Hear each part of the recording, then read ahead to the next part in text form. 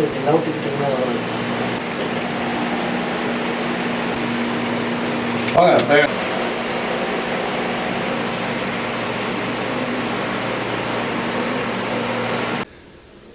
இறைவனின் சாந்தியும் சமாதானமும் அன்பும் அருளும் நம் அனைவர் மீதும் என்றென்றும் நிலவட்டும் என்று ஏக இறைவனை பிரார்த்தித்தவனாக, அன்பிக்கினிய பத்திரிகை நண்பர்களே, உங்கள் அனைவர் மீதும் சாந்தி சமாதானம் உண்டாகட்டும் என்று ஏக இறைவனை பிரார்த்தித்தவனாக, திராவிட இஸ்லாமிய கழகம் சார்பாக வருகிற சட்டமன்ற தேர்தலில் தனித்து போட்டியிடலாம் என்ற ஒரு முடிவு எடுத்து, எங்களுடைய நிர்வாக குழுவில் முடிவெடுத்து இன்று பத்திரிகைகளுக்கு செய்தியாக தருகிறோம். நாங்கள் தமிழகம் முழுவதும் எங்களுக்கு ஆதரவாக இருக்கக்கூடிய இடங்களில் மக்கள் எங்களுக்கு எங்கெல்லாம் ஆதரவாக இருக்கிறார்களோ அங்கெல்லாம் ஒரு 50 தொகுதியில் போட்டியிடலாம் என்று முடிவு செய்திருக்கிறோம். கூட்டணி பேச்சுவார்த்தையும் நடந்து கொண்டு இருக்கு. கூடிய விரைவில் அந்த கூட்டணி பேச்சுவார்த்தை, அதாவது எந்த கட்சி என்று நாங்கள் அதை பேச்சுவார்த்தை பேசும்போது அதை மீடியாவுக்கு இதை தெரியப்படுத்துவோம், மக்களுக்கும் தெரியப்படுத்துவோம். பேச்சுவார்த்தை நடந்து கொண்டிருக்கு. ஆனால் அவர்கள் இன்னும் அந்த பேச்சுவார்த்தை இன்னும் நடைபெறவில்லை. பேச்சுவார்த்தை முடிந்த பிறகு அவர் எந்த கட்சியில் நாங்கள் சேர்ந்து கூட்டணி அமைத்து போட்டியிடுகிறோமோ அதை மக்களுக்கு நாங்கள் தெரியப்படுத்துவோம். இல்லை என்றால், கூட்டணி இல்லை என்றால், பேச்சுவார்த்தை நடக்கவில்லை என்றால், நாங்கள் தமிழகத்தில் ஒரு அந்த தொகுதியெல்லாம் இன்னைக்கு விருப்ப மனு வாங்கக்கூடிய நிகழ்ச்சி தான் இன்று எங்களுடைய மண்ணடியில் தம்புச்செட்டி தெருவில் இருக்கக்கூடிய எங்கள் அலுவலகத்தில் இன்னைக்கு விருப்ப மனு வாங்கியிருக்கிறோம். யாரெல்லாம் தேர்தலில் போட்டியிடுகிறார்களோ அவர்களிடம் விருப்ப மனு வாங்கியிருக்கிறோம். கூடிய விரைவில் இந்த 50 தொகுதியில் என்னென்ன யார் யார் நிற்கிறாங்க அப்படின்னு சொல்லி வேட்பாளர்களை நாங்கள் நேர்காணல் முடிந்த பிறகு அதை அறிவிப்போம்.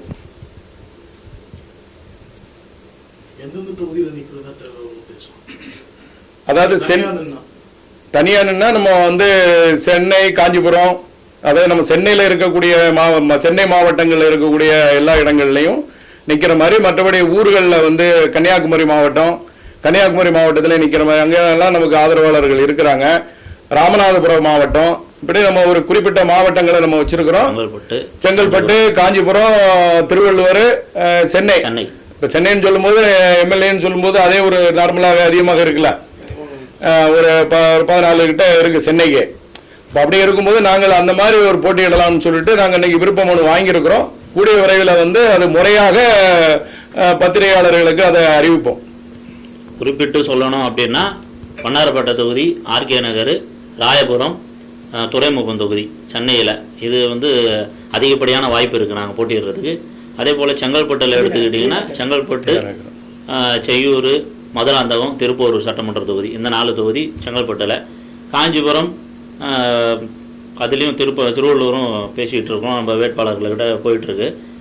அதன் அடிப்படையில் அதுக்கப்புறம் வில்லிவாக்கம், பெரம்பூர், டி நகர் சென்னையில். வில்லிவாக்கம், பெரம்பூர், டி நகரில் கட்டாயமாக நிற்கிறது. அதுவும் வேட்பாளர்கள் நேர்காணல் முடிஞ்சிருச்சு. ஆல்மோஸ்ட் அதுவும் விருப்ப மனு வந்துருச்சு. அது கட்டத்தில் அதுவும் முடிவு எடுத்துகிட்டு இருக்கோம். அது போயிட்டுருக்கு நிர்வாக குழுவில்.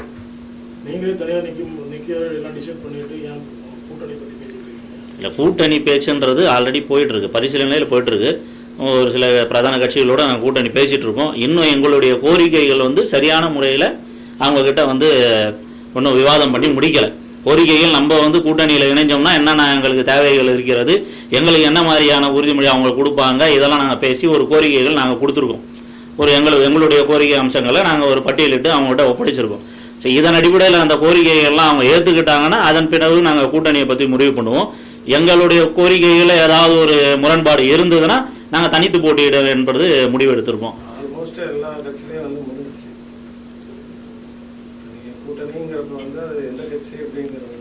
என்ன கட்சின்னு இப்போ வெளிப்படையாக சொல்லணுன்றதில்ல. இன்னும் நிறைய இடத்துல பார்த்தீங்கன்னா, இப்போ டிவிக்கவே எடுத்துக்கிட்டிங்கன்னா இன்னமும் உங்களுக்கு ஒரு 124, 110 தொகுதிகள் தான் நாளைக்கு முதல் பட்டியல் வெளியிடுறாங்க, வேட்பாளர் பட்டியல். இன்னமும் 124 தொகுதிகளுக்கு இன்னும் வேட்பாளர்கள் முடிவாகலை. நேர்காணல் முடிஞ்சிருக்கு, இன்னும் வேட்பாளர்கள் முடிவாகி பட்டியல் வெளியிடலை. பிரதான கட்சிகளாக சொல்லக்கூடிய திமுகலே இன்னும் பட்டியல் வெளியிடலை. தொகுதி பங்கீடு முடிஞ்சு உங்களுக்கு அதை இந்தந்த கட்சிகளுக்கு கூட்டணி கட்சிகளுக்கு இத்தனை தொகுதியை தான் பங்கிட்டு இருக்காங்களே தவிர இன்ன வரையும் இறுதி பட்டியல் வெளியிடலை. அதிமுக மட்டும்தான் இப்போ பட்டியலை வெளியிட்டு இருக்காங்க. அதே போல் சின்னம்மா வந்து கட்சி ஆரம்பிச்சிருக்கிறாங்க, அவங்ககிட்டையும் பேச்சுவார்த்தையும் போயிட்டு இருக்குது. அதே போல் எந்தெந்த கட்சியும் நம்ம கூட்டணி பிரதான கட்சிகளில் பேச்சுவார்த்தை போயிட்டு தான் இருக்குது. அதனால் இன்னும் எங்கேயும் வந்து இறுதி பட்டியல் வெளியிடலை. நம்ம அதனால் பேசிட்டு தான் தொடர்ந்து பேச்சுவார்த்தை நடந்து கொண்டு இருக்கிறது. பேச்சுவார்த்தையில் எங்களுடைய கோரிக்கைகள் ஏற்கப்பட்டால் நாங்கள் வந்து கூட்டணி தொடருவோம், இல்லை என்றால் நாங்கள் தனித்து நிற்பதுன்னு முடிவெடுத்துருவோம். பிரதான கோரிக்கைன்னா அதாவது நம்மளோட கூட்டணி பொறுத்தவரையும் மதசார்பற்ற கூட்டணி தான் நாங்கள் முன்னெடுத்துருக்கோம். மதசார்பற்ற கூட்டணின்ற அடிப்படையில் இப்போ திமுகவில் பார்த்தீங்கன்னா சமுதாய அடிப்படையில் நிறைய கட்சிகள் வந்து பிரதான கட்சிகள் போயிருக்கிறாங்க. இப்போ இந்திய யூனியன் முஸ்லீம் லீக்காக எடுத்துக்கிட்டோம், தமிழ்நாடு முஸ்லீம் லீக், தமிழ்நாடு முஸ்லீம் முன்னேற்ற கழகத்துடைய மஜக, மாமக, அதன் பிறகு எஸ்டிபிஐ. இப்போ இந்த மாதிரி பிரதான கட்சிகள் போனால அதாவது தனித்தனியாக விமர்சனம் தனித்தனியாக போயிட்டு அவங்களுக்குள்ள கூட்டணி பேச்சுவார்த்தை பண்ணி ஆளாளுக்கு ஒரு 2 சீட்டோ 1 சீட்டோ இந்த மாதிரி தான் வாங்கிட்டு போயிருக்கிறாங்க. ஒரு சமுதாயன்றது ஒரு ஒற்றுமையோடு இணைஞ்சு அவங்களுக்காக பிரதிநிதித்துவத்தை இன்ன வரைக்கும் அவங்க எட்டப்படலை. ஸோ அந்த ஒரு நோக்கத்தோட நாங்கள் வெறும் இஸ்லாமிய சமுதாயத்துக்கு மட்டும் இல்லாமல் எங்கள் தாழ்த்தப்பட்ட சமூகத்துக்கும் பிற்படுத்தப்பட்ட சமூகத்துக்கும் எல்லாத்துக்குமே சேர்த்து எங்களோட பிரதிநிதித்துவம் அதிகப்படுத்தணுன்ற ஒரே நோக்கம் தான் எங்களுக்கு. பிரதிநிதித்துவம் எண்ணிக்கை அதிகப்படுத்தும், அப்போ தான் நம்மளுடைய எல்லா விதமான பிரச்சனைகளும் தீர்வு காண முடியும். அதனால் பிரதிநிதித்துவத்தை எங்கே அதிகப்படுத்த முடியும் அந்த நோக்கத்தோடு நாங்கள் போயிட்டுருக்கோம். பிரதான கோரிக்கைனா எங்களோட பிரதிநிதித்துவம் அதிகமாக வேணும். சமுதாயம் என்ற போர்வையில் போயிட்டு 1 சீட்டோ 2 சீட்டோ வாங்குறதுக்கு நாங்கள் தயாராக இல்லை. ஸோ எங்களுக்கு நாங்கள் அதன் அடிப்படையில் தான் தனித்து நிற்கிறதே பார்த்தீங்கன்னா 50லேருந்து 75 தொகுதி வரைக்கும் நாங்கள் முன்னெடுத்துருக்கோம். அதற்கு உண்டான வேலைப்பாடுகளும் போயிட்டுருக்குது. இதுதான் பர்சன்டேஜ் ஓட்டுன்றது மக்களோட கையில் தான் முடிவு இருக்குது. ஏன்னா மக்களுக்கு வந்து நாங்கள் பரிச்சயமானவர்கள் தான், நாங்கள் ஒன்றும் புது நபர்கள் கிடையாது. மக்களோட மக்களாக இருந்து சுமார் ஒரு 20 ஆண்டுகளுக்கு மேலே நாங்கள் அரசியல் பணிகளும் செஞ்சுருக்கோம், நலத்திட்ட பணிகளும் செஞ்சுருக்கிறோம். மக்களோட மக்களாக தான் இருந்துகிட்ருக்கோம் இது வரைக்கும். அதனால் மக்கள் வந்து எங்களை எல்லாருமே எங்களோட வேட்பாளர்களும் பார்த்தீங்கன்னா பொதுமக்களுடைய அவங்களுடைய பரிச்சயமான மக்களை தான் நாங்கள் எடுத்துருக்கோம். தேர்வு பண்ணுறதே பார்த்தீங்கன்னா பரிச்சயமான மக்களும் அவங்களுக்கு அந்தந்த வேட்பாளர்களும் அறிமுகமானவங்க, அவங்களோட அவங்களோட செயல்பாடு அரசியல் செயல்பாடாகட்டும், அவங்க நலத்திட்ட பணிகளாகட்டும், மக்கள்கிட்ட அவங்களுக்கு இருக்கிற அந்த நல்ல பேரை வச்சு தான் ஒரு வேட்பாளரும் நம்ம தேர்ந்தெடுத்துருக்கோம். ஏன்னா எல்லா கட்சியிலையும் பார்த்தீங்கன்னா ஒரு செல்வாக்கு உள்ளவங்க தான் அந்த இடத்துல போட்டியிட முடியும். பணம் மட்டுமே செல்வாக்கு இல்லை, மக்கள் செல்வாக்கு முக்கியமாக இருக்குது. அப்போ மக்கள் செல்வாக்கு யார் அதிகமாக வச்சுருக்கிறாங்களோ அதன் அடிப்படையில் நாங்கள் வேட்பாளர்களை முடிவு எடுத்துருக்கிறோம். அதன் அடிப்படையில் நம்ம போயிட்டுருக்கோம். அதனால் பர்சன்டேஜ் வந்து மக்கள் கையில் இருக்குது. மக்கள் தீர்ப்பு நம்ம அன்றைக்கி பார்த்துக்குவோம். நீங்கள் முன்னாடி நீங்கள் பார்த்தீங்க அப்படின்னு சொன்னால் பேரறிஞர் அண்ணா இருக்கும்போதும் எம்ஜிஆர் இருக்கும்போது நீங்கள் வந்து பார்த்தீங்க அப்படின்னு சொன்னால் தமிழ்நாட்டில் வந்து இஸ்லாமியர்களுக்குன்னு ஒரு பிரதித்துவம் இருந்துச்சு.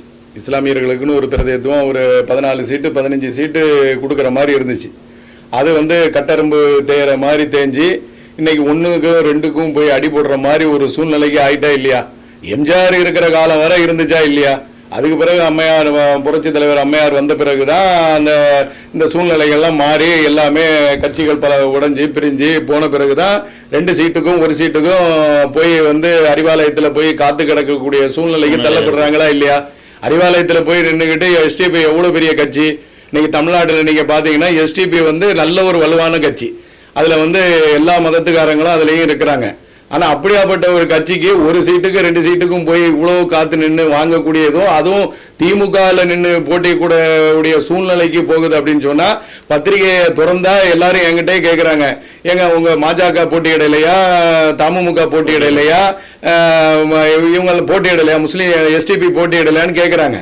அப்போ கேட்கும்போது அங்கே மொத்தமாக 175ன்னு சொல்லி பத்திரிகையில் வந்திருக்கு. திமுக 175 நிற்கிறாங்கன்னு வந்திருக்கு, விடுதலை சிறுத்தை இவ்வளோ வந்திருக்கு. அப்போ எல்லா பிரதித்துவமும் இப்படி வரும்போது ஆனால் இஸ்லாமியர்களுக்குன்னு வரும்போது அங்கே என்ன ஆகுது? திமுகல தான் இருக்கு. ஏன்னா அவங்க வந்து ஒரு தலைவராக இருக்கிறவங்க எல்லாத்தையும் திறந்து தான் அந்த கட்சியில் போய் இணைந்து தான் அவங்க போட்டியிட முடியும். அப்போ 175ன்னு அங்கே எல்லாம் தேடுறாங்க. என்ன எஸ்டிபி இல்லையா? என்கிட்ட எத்தனை பேரை கேட்டிருக்கிறாங்க, பத்திரிகையை பார்த்துக்கிட்டு எஸ்டிபி நிக்கலையா, தமுக நிக்கலையா அப்படின்னு கேட்குறாங்க. அப்போ இந்த சூழ்நிலை தான் இன்னைக்கு தமிழ்நாட்டில் இருக்கு. அப்போ திமுக தான் 175 இடத்துல நிற்குது, மற்ற இஸ்லாமியர் அமைப்பு இல்லை. எங்களுடைய அமைப்பை பொறுத்தவரை நீங்க பாத்தீங்க அப்படின்னா இது ஒன்றே குலம் ஒருவனே தேவன், அனைத்து மக்களும் ஒருதாய் பிள்ளைகள் என்ற ஒரு நோக்கத்துல தான் நாங்க இந்த அரசியல் கட்டமைப்பை எடுத்துட்டு போறோம். அப்ப நாங்க வந்து எப்படி நாங்க கொண்டு போறோம் அப்படின்னு சொன்னா இந்த சிறுபான்மை என்பதை ஒழிக்க வேண்டும் சொல்லிதான் இந்த அமைப்பை நாங்க உருவாக்கி இருக்கிறோம். நீங்க நல்லா என்ன பண்ணா நாங்க இஸ்லாமிய அமைப்பு மாதிரி நீங்க நினைச்சுக்க கூடாது. அப்ப நீங்களும் எப்படிப்பா அப்படின்லாம் நீங்க கேட்க கூடாது. என்ன அப்படின்னு சொன்னா எல்லாத்தையும் கடந்து இஸ்லாமியர்கள் மட்டும் இல்லாமல் எங்களுடைய அமைப்பு எப்படின்னா திராவிடர்கள், நாம எல்லோரும் திராவிடர்கள், ஒரு தாய் பிள்ளைகள், நாம எல்லாம் ஒன்றே குலம் ஒருவனே தேவன் என்ற ஒரு அடிப்படை சித்தாந்தத்துல தான் இந்த அமைப்பை நாங்க உருவாக்கி இருக்கிறோம். தவிர இப்ப எங்களுடைய விருப்ப மனு கொடுத்தவங்க இந்து சகோதரர்கள் இருக்கிறாங்க. இப்ப இஸ்லாமியர்கள் இப்ப நாங்க அதுக்கு தான் நாங்கள் திராவிடத்தை முன்னாடி வச்சுட்டோம், இஸ்லாம இரண்டாவது உணர்ந்திருக்கிறோம். நாம எல்லாரும் மொழியால் ஜாதியால் எந்த வேறுபாடும் இல்லாமல் நாம் எல்லோரும் ஒற்றுமையாக இருக்க வேண்டும் சொல்லிதான் இந்த அமைப்பை நம்ம உருவாக்கி இருக்கோம். தவிர இது இஸ்லாமியர்கள் சிறுபான்மை என்று சொல்லுவதே தப்பு. இஸ்லாமியர்கள் என்பது அது மத சிறுபான்மை தான் தவிர, ஆனா நாம எல்லாம் பெரும்பான்மை தான் நாங்க எங்களுடைய முழக்கத்தை நாங்க எடுத்துட்டு நாங்க போறோம். கண்டிப்பாக அடுத்த எலெக்ஷன்ல பிரதான பெரிய கட்சிகள் எல்லாம் எங்களை வந்து கூட்டு வைக்கிற அளவுல தான் நாங்க ஒரு வளர்ந்து வரக்கூடிய கட்சி தான். எல்லாம் கிண்டலும் கேள்வியும் பண்ணுவாங்க, ஏன்னா இவங்க போய் என்ன பண்ண போறாங்க அப்படின்னு. இப்ப நாங்க ஒரு விதையை போட்டிருக்கிறோம். இந்த விதை கண்டிப்பாக தமிழகம் முழுவதும் பட்டி தொட்டியெல்லாம் இது முளையும். ஒரு காலத்துல இருந்து இப்ப நீங்க வந்திருக்கீங்க, மீடியா துறையில இருந்து வந்திருக்கீங்க அப்படின்னு சொன்னா ஒரு காலத்துல இது ஒரு பிரமாண்டமான, ஏன்னா நாங்க ஆரம்பிச்சுக்கும் போது 2 பேர் 3 பேர் தான் இருந்தாங்க. இன்னைக்கு பாத்தீங்க அப்படின்னா இன்னைக்கு உறுப்பினர் படிவம் பாருங்களேன், உறுப்பினர் படிவமே அவ்வளவு இன்னைக்கே வந்திருக்கு. அவ்வளவு இந்த பெண்களை எல்லாம் வந்து உறுப்பினர் படிவங்க இருந்துச்சு. புரியுதா உங்களுக்கு? எங்க பாருங்க எவ்வளவு வந்திருக்கு பாருங்க, புரியுதா உங்களுக்கு? உறுப்பினர் நான் இன்னைக்கு வந்து இதை நான் சொல்றேன், இன்னைக்கு எழுதி வந்து கொடுத்துட்டு வந்த எல்லாம் பெண்கள் தான். அப்ப இவ்வளவு பேர் வந்து இதுல ஏன் சேர்றாங்க?